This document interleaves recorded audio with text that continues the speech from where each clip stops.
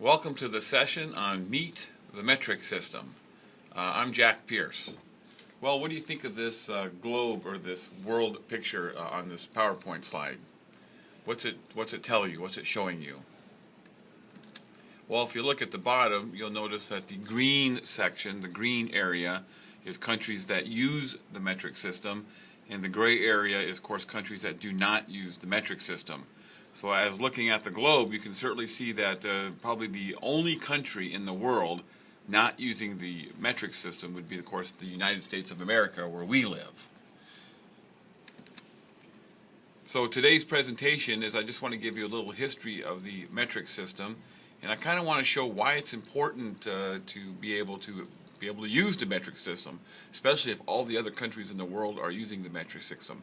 So if we kind of look back at the system of measurements, we go back during the 14th century of the measurement, and we find that most measurements were based on body parts.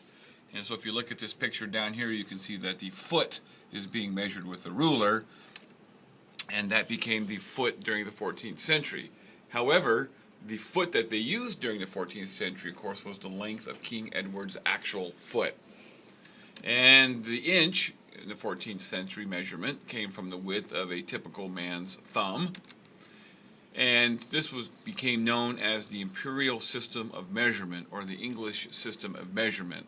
So kind of looking at the fact that folks used their body parts to base measurements on, what really is wrong with this system of measurement? Everybody's foot is a different length?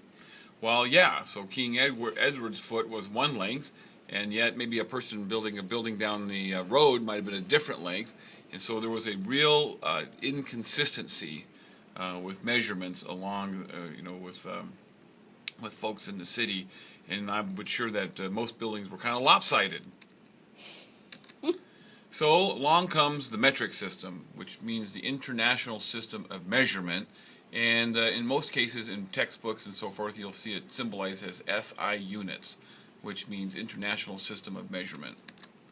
So internationally, this is a system that's been agreed upon, and it was developed by the French First Republic in 1799.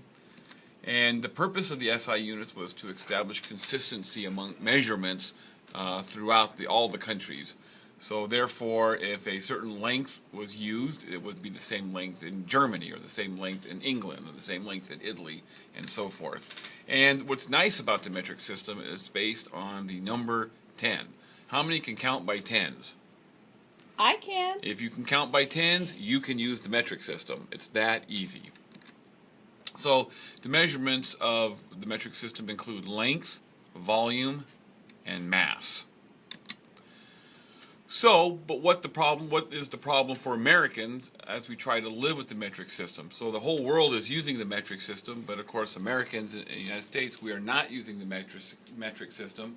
So what's some of the problems that we may encounter? Well, first of all, what's a metric length, a mass, or a volume? Or how long is a meter? If you go to Italy, they know, but in the United States, we don't. What's a meter equal to? Well, that becomes a problem because now folks in the United States are trying to think about other measurements that they're used to in the English system, in the imperial system, and then they're going to try in their brain mentally match it to what the meter is. And that becomes very confusing at times, especially when you got to think fast. How many liters in a gallon? Well, this is an interesting question. When I was a boy, my grandfather and I and the family, we took a vacation. We went into Canada. And my grandfather saw that gasoline was 22 cents a liter. And he got really excited because he didn't understand the difference between a liter and a gallon. So he was anticipating getting a lot of bang for his buck, when in fact he didn't, because there are actually 4 liters to a gallon. So in fact, gas was more expensive in Canada than it was in the United States at the time. 88 cents a gallon. Yeah, but it was more expensive in Canada. And so my grandfather was quite disappointed until someone had to show him about the metric system. What's larger, centimeter or inches? Again, folks have got to try to make this mental conversions. Did I run the 5K or did I run the 3 mile? You realize that they're both the same. So again, the metric system is important to learn. So what I'm going to try and do in this presentation is not give you conversions and make you think from English to metric and metric to English and so forth, but instead I want to just show you what different metric units look like and kind of relate them to real life.